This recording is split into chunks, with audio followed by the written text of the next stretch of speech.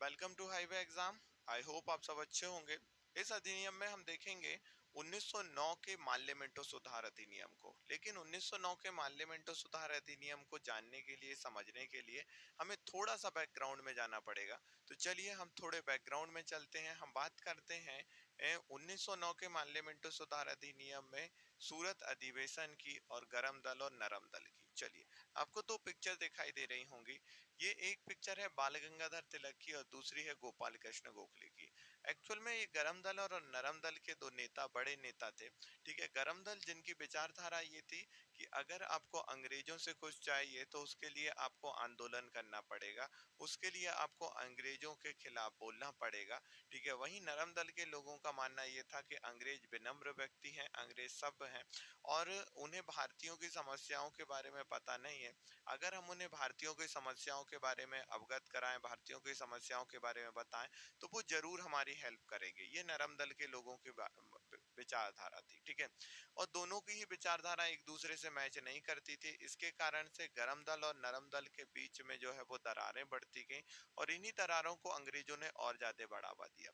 और एक वक्त आया, कांग्रेस का हर साल अधिवेशन होता था और ऐसा ही एक अधिवेशन हुआ सूरत में। ठीक है, जिसे सूरत अधिवेशन के नाम से जाना जाता है, जो हुआ था 1907 में। ठीक है, तो जो सूरत अधिवेशन हुआ था 1907 में, उसमें गरम दल और नरम दल इन दोनों के बीच में विभाजन हो गया, यानी कि गरम दल नरम दल अलग हो गए और नरम दल के नेताओं ने जो है वो गरम दल के नेताओं को कांग्रेस से बाहर कर दिया। ठीक है, अब जब गरम दल और नरम दल अलग हो गए तो अंग्रेजों का एक बहुत बड़ा सपना पूरा हो गया था। क्यों? क्योंकि गरम दल और नरम दल अगर एक रहते तो अंग्रेजों का भारत में राज करना थोड़ा मुश्किल हो रहा था। ठीक है, इस कारण से उन्होंने इस को अपनी जीत माना और नरम दल के लोगों को विश्वास दिलाया कि जो अगला अधिवेशन आएगा उसमें हम नरम दल के लोगों को स्वराज्य देंगे। ठीक है, अब नरम दल के लोग जो है वो स्वराज्य के इंतजार कर रहे थे कि हमें स्वराज्य मिलेगा, हमें स्वराज्य मिलेगा।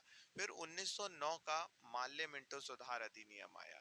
जब 1909 का माल्य मिंटो सुधार अधिनियम आया तो यहाँ पर जो है वो यहाँ पर नरम दल के लोगों को बहुत ही ज्यादा दुख हुआ। क्यों? क्योंकि नरम दल ने जैसा सोचा था वैसा 1909 का माल्य मिंटो सुधार अधिनियम नहीं था। ठीक है, अब वो माल 1909 के पार्लियामेंट सुधार अधिनियम में क्या चीज को देखकर और नरम दल के लोग दुखी हो गए थे, तो वो था यहाँ पर सांप्रदायिक निर्वाचन प्रणाली। सांप्रदायिक निर्वाचन प्रणाली में क्या था? पृथक निर्वाचन प्रणाली। पृथक मतलब अलग अलग, निर्वाचन प्रणाली यानी कि चुनाव की प्रणाली। ठीक है, यानी कि यहाँ पर क्या था कि भाई हिंदू हिंदू को वोट देगा और मुस्लिम मुस्लिम को वोट देगा। हिंदू हिंदू को वोट देगा, मुस्लिम मुस्लिम को वोट देगा। मतलब क्या है कि अगर एक हिंदू कैंडिडेट खड़ा हुआ है तो उसको सिर्फ हिंदू कैंडिडेट वोट देंगे। ठीक है, हिंदू वोटर वोट देंगे और एक मुस्लिम कैंडिडेट खड़ा हुआ है तो उसके लिए सिर्फ मुस्लिम वोटर वोट देंगे। ठीक है, इससे क्या होगा कि हिंदू और मुसलमानों के बीच में विभाजन हो जाएगा। ठीक है, और दरार पड़ जाएगी। ठीक है, जो कि अंग्रेज चाहते थे। अब उसके बाद और क्या था कि भाई जो माल्य मिंटो सुधार अधिनियम की बात करूं तो इसमें जो मार्ले था वो माल्य भारत सचिव था, जो कि मैंने 1858 के अधिनियम में तुम्हें बताया था भारत सचिव कौन था। और मिंटो की अगर मैं बात करूं तो मिंटो कौन था? तो मिंटो जो है वो वॉयसराय थे। ठीक है, वॉयसराय जो कि मैंने 1858 में बताए थे। ठीक है, तो मान ले वॉइस भारत सचिव का नाम है और मिंटो जो है वो वॉयसराय का नाम है। ठीक है, फिर इसके अलावा इस अधिनियम में और क्या क्या चीजें हुई? इस अधिनियम में और जो खास चीजें हुई थी वो ये हुई थी कि केंद्रीय विधान परिषद और राज्य जो विधान परिषद है, जिन्हें प्रांतीय विधान परिषद भी कहा जाता था, ठीक है, यहाँ पर सदस्यों की संख्या बढ़ाई गई। अब ये प्रांतीय विधान परिषद और केंद्रीय विधान परिषद क्या है? देखिए, आज के समय में जैसे संसद होती है पूरे भारत के लिए, ठीक है, और राज्यों के लिए विधान मंडलें होती हैं, सेम वैसे ही उस समय पर पूरे देश के लिए जो संसद होती थी उसे क्या कहा जाता था? केंद्रीय विधान परिषद। विधान का मतलब होता है कानून बनाने वाली, परिषद मतलब जहां पर लोग इकट्ठे हों। ठीक है, उसे परिषद कहा जाएगा। तो पूरे देश के लिए जो कानून बनाने की संस्था थी उसे केंद्रीय विधान परिषद कहा जाता था और जो राज्य के लिए कानून बनाने की संस्था थी उसे प्रांतीय विधान परिषद कहा जाता था। ठीक है, अब इन दोनों में ही सदस्यों की संख्या मतलब भारतीयों की संख्या बढ़ाई गई। गैर निर्वाचित सदस्य यानी कि जो सीधे वो निर्वाचित सदस्य की बात करें यानी कि जो चुनाव के जरिए जाएं, ठीक है, ऐसे सदस्यों की संख्या बढ़ाई गई।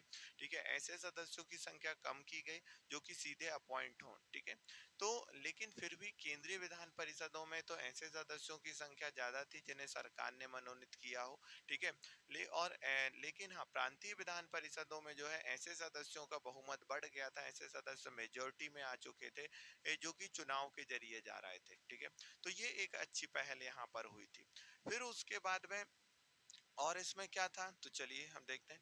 यहाँ पर जो केंद्रीय विधान परिषद है, केंद्रीय विधान परिषद में जिस समय आज के समय में जैसे मंत्री होते हैं, ठीक है, रक्षा मंत्री होते हैं, विधि मंत्री होते हैं, ठीक है, शिक्षा मंत्री होते हैं, वैसे ही जो है वो केंद्रीय विधान परिषद में भी गवर्नर जनरल की सहायता करने के लिए कुछ सदस्य होते थे। ठीक है, अब यहाँ पर क्या किया गया कि गवर्नर जनरल की जो सहायता करने के लिए जो सदस्य होंगे उसमें पहली बार किसी भारतीय व्यक्ति को रखा गया।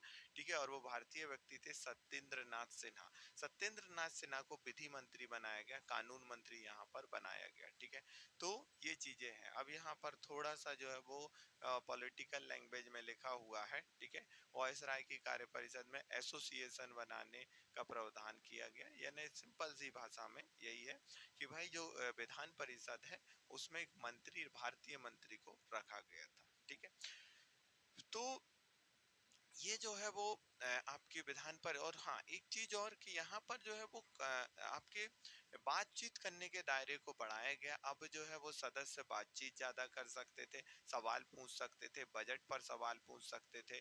ठीक है, उसके बाद में अनुपूरक प्रश्न, अनुपूरक प्रश्न का मतलब आप क्रॉस क्वेश्चन कर सकते थे कि एक क्वेश्चन कर लिया उस पे और क्वेश्चन आप कर सकते थे। तो यानी कि ज्यादा से ज्यादा जो है इन्हें बोलने की आजादी दी गई। कहाँ पर? केंद्रीय विधान परिषदों में, यानी कि आज की संसद के समान केंद्रीय विधान परिषद थी। ठीक है, तो इस तरह से था आपका 1919 का अधिनियम। 1919 के अधिनियम में जो सबसे ज्यादा क्वेश्चन आता है वो आता है आपका पृथक निर्वाचन प्रणाली से या सांप्रदायिक निर्वाचन प्रणाली से, कि सांप्रदायिक निर्वाचन प्रणाली किस अधिनियम के तहत आई थी, तो माल्य मिंटो सुधार अधिनियम के तहत आई थी। दूसरा क्वेश्चन आता है माल्य मिंटो सुधार अधिनियम कब आया था, तो 1909 में जो है वो माल्य मिंटो सुधार अधिनियम आया था। आई होप आपको ये लेक्चर बहुत अच्छा लगा होगा। ठीक है, और अगर अच्छा लगा है तो इसे लाइक जरूर कीजिएगा और शेयर कीजिए, और कमेंट्स में इतिहास से कमेंट्स में अपने व्यू जरूर दीजिएगा। ठीक है, और आपको ये लेक्चर कैसा लग रहा है जरूर बताइएगा। Thank you so much.